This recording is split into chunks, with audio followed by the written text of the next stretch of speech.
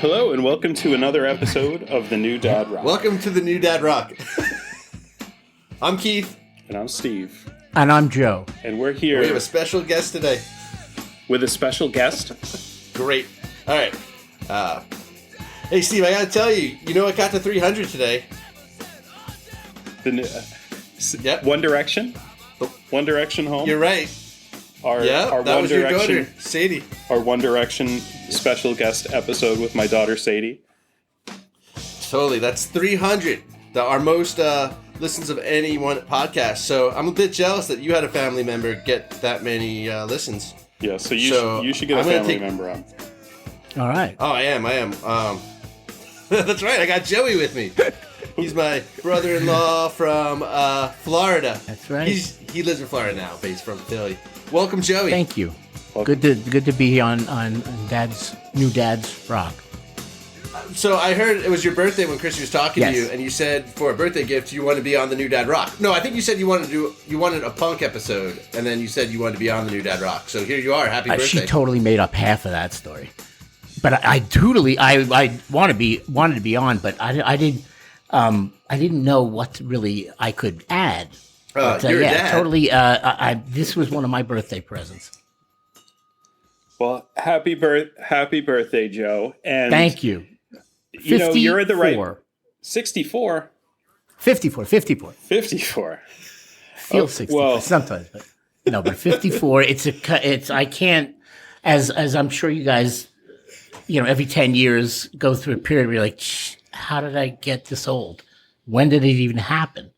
Yeah, well, what made me feel old was when you start hearing the kids' music and you can't keep up with the kids' music anymore. Can I tell you a really good story that happened? You know that song by Hole, Doll Parts?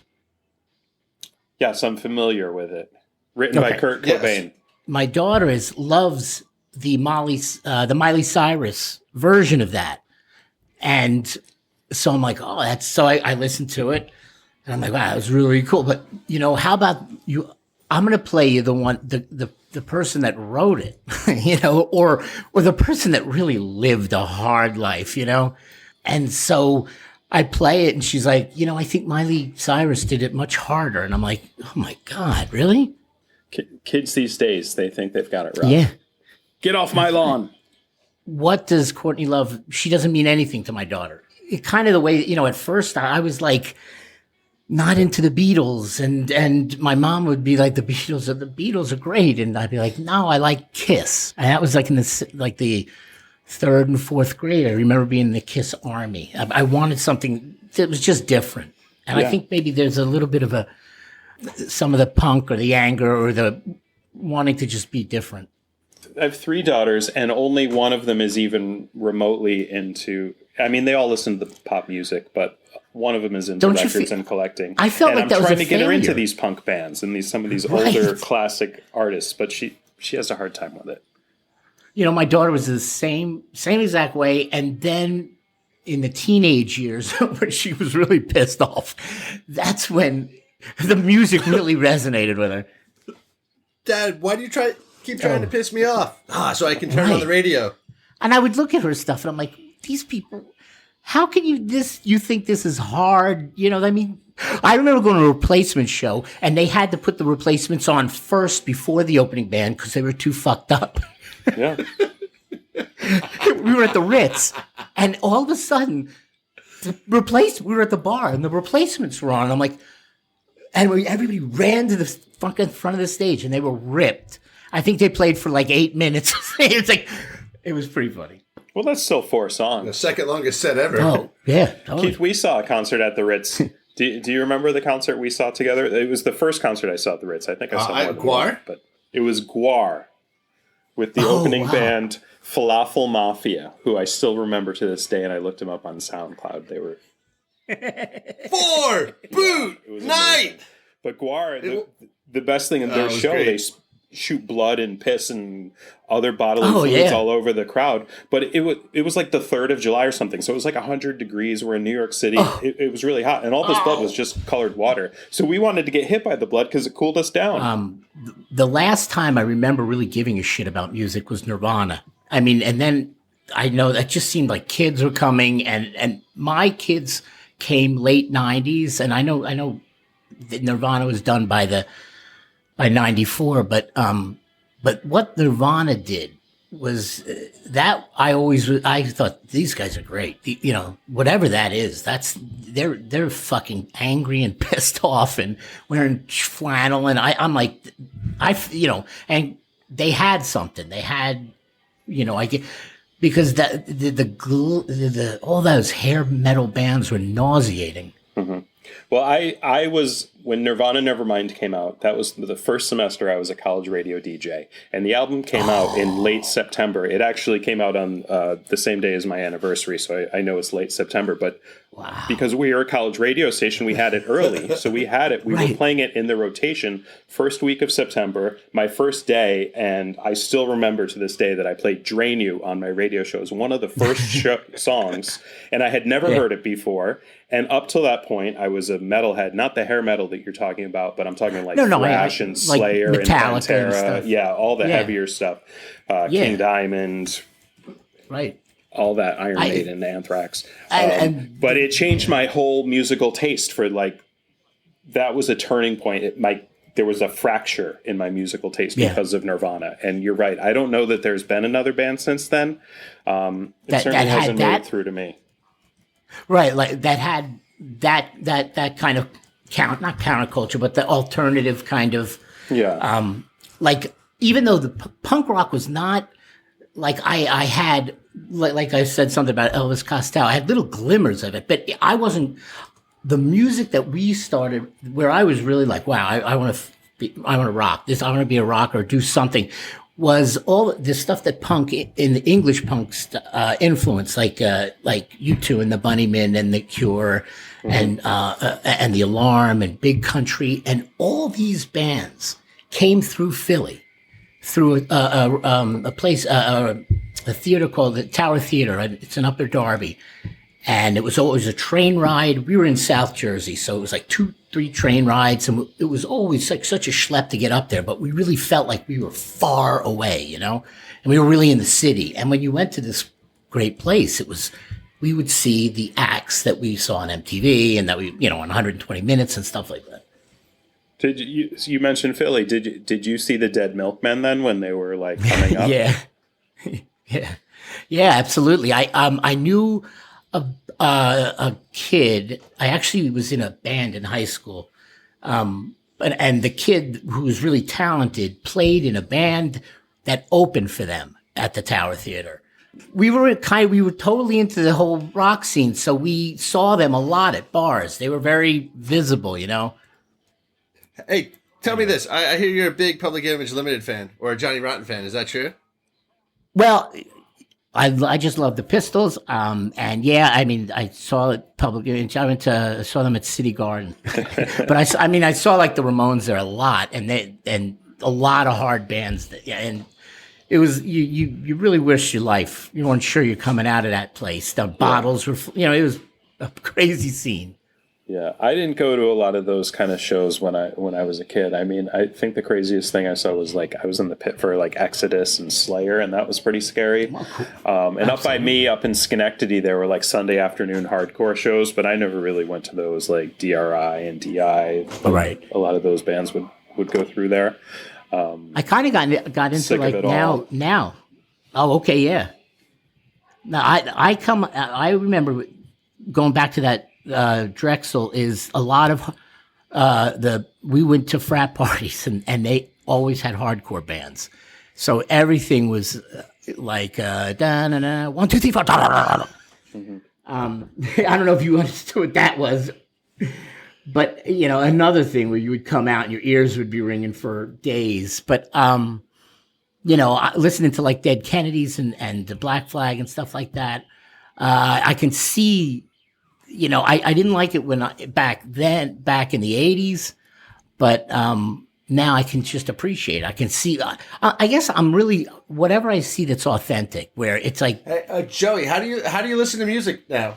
Like where do you listen to music? How do you listen to music? Spotify, and headphones, and That's the thing. I have I have an adult son who has autism, and I'm his primary caregiver. So we do if you know anything about autism, a lot of times the kids have a lot of rigid types of behaviors and stuff like that. And he definitely has that, and he'll definitely need help, for his life. But I have this second shot at him, as a dad, to really kind of get to know him, find out, because in a lot of ways he is, he's not nonverbal. He'll speak, but a lot of times it's just getting needs met. And where you see him really come out is in his artwork. And so he draws and sketches with markers, crayons, Crayola, pastels, anything we put in front, and he will go and go and go and go and go. And the only other time I saw somebody that worked like that was my mother. And my mother's an artist. And so that drive, I saw that familiarity, and I knew that.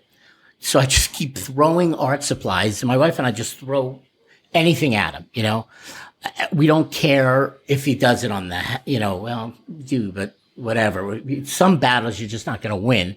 And, there are parts of our walls that have, numbering up to 100 because he wanted to count to 100 and he wanted to write it all over there. Anyway. So we have a different kind of parent. So now we go to the beach 5-6 times a week. And that's kind of our routine. Get up and we go to the beach and we'll build sand castles. And he does these elaborate castles with dripping sand. And I'll send you pictures. They're crazy. People sometimes stop and just look at us. But I have all this time. And so I have the headphones on and I'm listening. And so I'm trying to, I was just attracted to punk. I was angry about things. A lot of times when, people who have special needs kids, and I don't want this to come off. Any opinion, anything I'm saying, and nowadays you feel you have to just make sure that it's my opinion, it's all my experiences. But I do have about, 23 years of raising a child where, nothing in the what to expect when you're expecting books, nothing. There was just not anything to prepare you for some stuff. And so it's very isolating.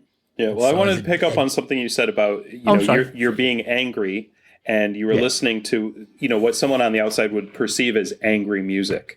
And, you can talk about angry music or heavy metal, or you could talk about sad or depressing music, and it always has a theme. And people on the outside may see that and say, oh, this is an angry guy. But for you on the inside, I'm guessing it's something cathartic. So it's coming out of you. And what did Joe Strummer say? Anger can be power. And so I don't know if that's a good thing. The poor guy lasted only 50 years, but it's like, even the funny thing is that the anger that out of the punk, I can't relate to it at all. I'm not on the dole and have no future. But at times when I look at my son, I wonder about his future, and it gets me angry because I don't know what that's going to look like. And that when you go to bed with that as a dad, when you can't really see how the future is going to look, and that you're going to sometime have to pass him off, and you're not sure. And who knows? Those are the things that get you mad, and there's nothing you can do about it. Does your son listen to music at all? It's funny that before, when we drove home tonight, we had to go out and get some fast food. Sometime there was a U2 song, "Get on Your Boots." I don't even like the song, but we listened to it for about an hour and a half, one right after the other, and not even the song completely through. He'll go 3/4 of the way through, then bam, right to the beginning, which is this drum.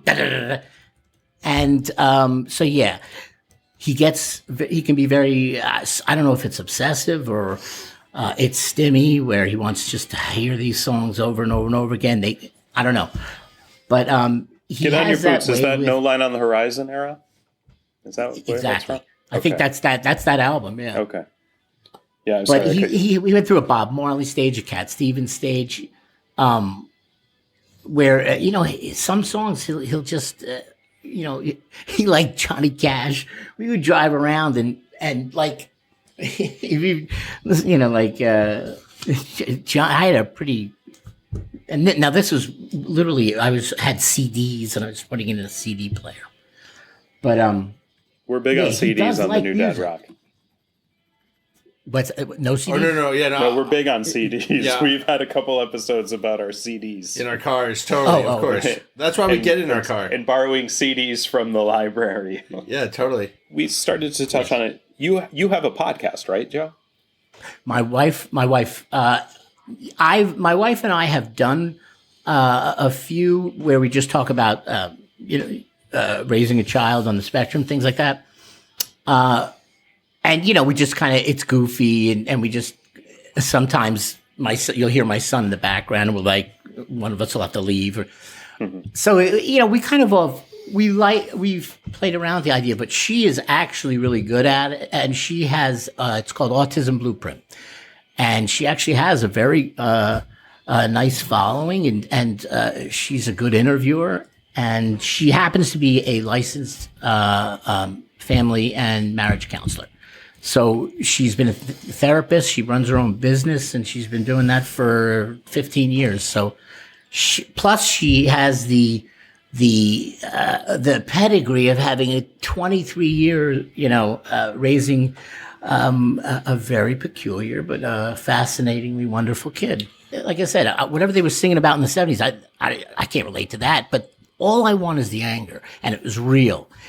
And Johnny Rotten had a line right in San Francisco where the last Pistols show, and they only had like 5, and they played it all the South. They didn't even play in New York because they wanted it. They went in the South where it was not going to be good.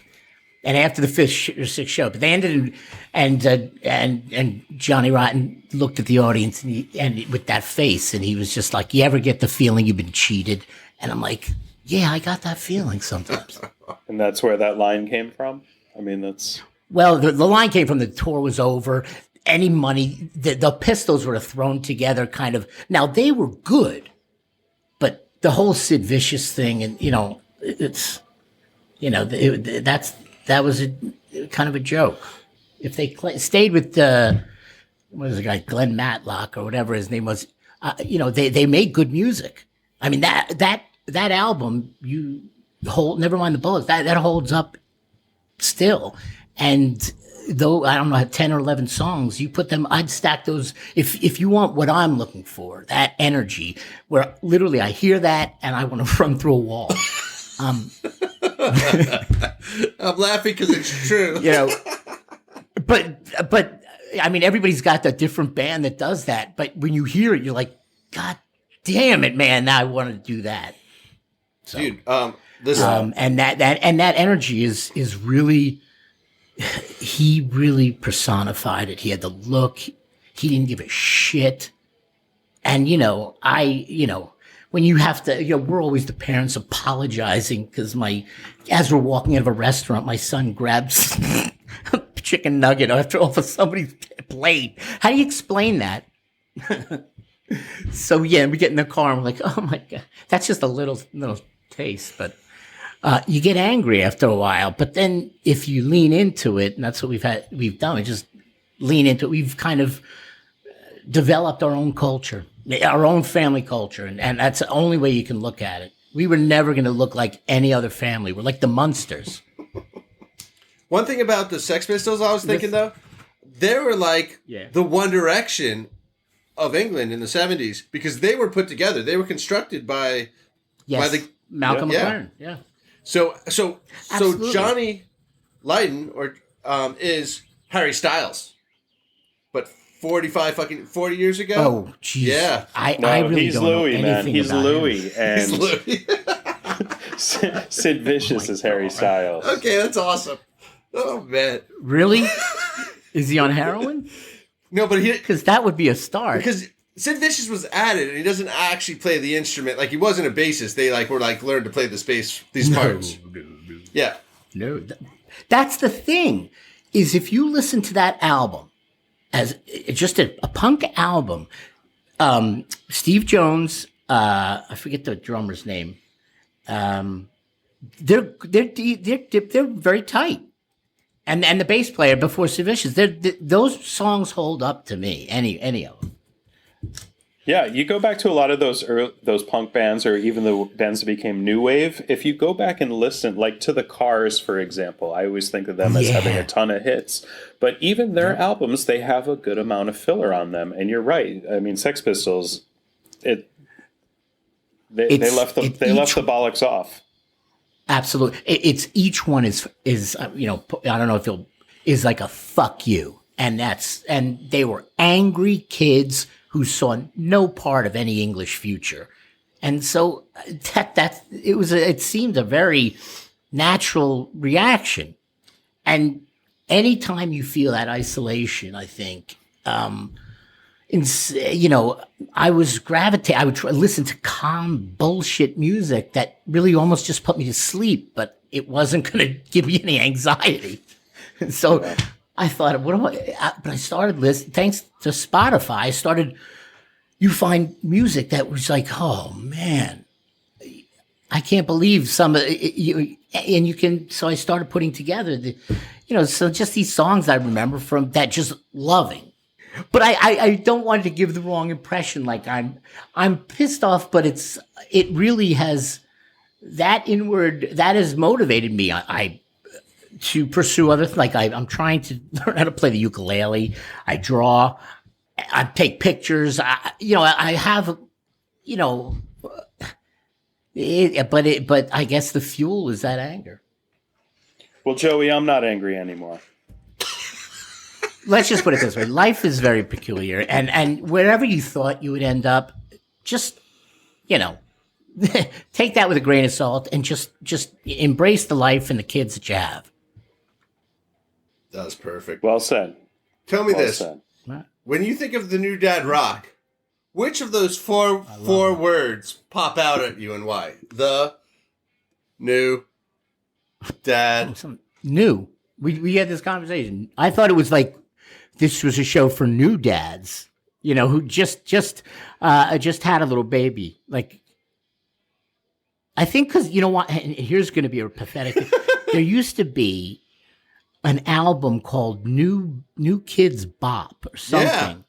And it Volume was all 38. the 90s. It was like J-Lo, Jenny from the Block. Yeah, totally. And it was Kids sung Bop. By kids. Kids Bop, yeah. Yeah, Kids Bop, that's it. And I knew those songs more than I knew the stuff that I used to listen to as a kid. Yeah. I heard it over and over. Actually, I think when I was a new dad, I started listening to, it was like Laurie Berkner, and it was the Wiggles and Dan Zanes and all these bands. It was just like, oh my God, it could be good. But it could be better. I like Raffi. It could be better. Absolutely. I thought I'd play something and my kid would be like, that's the best. I love that now. It's not the way. When we drive, my daughter's, pops my profile right off the phone. Yeah, for sure. Thing on the car. And she's like, do you mind? I'm like, no. Somehow my kids have realized that if dad's driving, it's his music, and somehow I've gone away with it. I think it's because they all have their own phones and they all have headphones, so they can't hear what's going on anyway. Oh, and my wife is like, "What?" Playing. But I get emotional sometimes when I hear a song that I'm like, Becca, you should like this song. You should like it because it's a good song for all the right you know what I mean? Or I want to say this song. The bands you like, who do you think they like? Oh yeah, these guys. Yeah, but it doesn't matter. It doesn't go all the way. I was the same. Yeah, I was the same too. I am the same. Yeah, absolutely. Because I was No, all I was going to say. The worst thing you can do is tell someone they should like a band or a song, and then they'll never like it. There's no chance they'll like it at that point. This is my favorite album ever. Oh, yeah, no. totally. Absolutely. That's a good point. You have to say, I hated these guys. Oh, you want to hear them? Okay. Yeah. Hey. I saw him about 17 times, and I hated him every time. But if you want to listen... Okay. Dude, no, hold on. Somebody told me about Coldplay. When Coldplay first came out, their first album, they're like, oh, these guys are... You like Radiohead? You should like these guys. And... Radiohead is great. I hated I love Coldplay Radiohead. Before everyone hated Coldplay. So, Joey, I really appreciate you coming around. Keith, it was good meeting you, Nelson. Thanks for getting your family involved now. Yeah, no. Absolutely. We're going to blow by the No Direction Home that you did with your daughter. No, this... Oh. It's One Direction Home, by the way. One Direction, the band. No Direction Home is a Bob Dylan documentary. Yeah, and I did that as a play on words, but thank you. That was pretty good, but like this one is Joey the punk rocker like Sheena was, and we're going to be the first to 1,000. This podcast is going to 1,000 before One Direction Home. Right.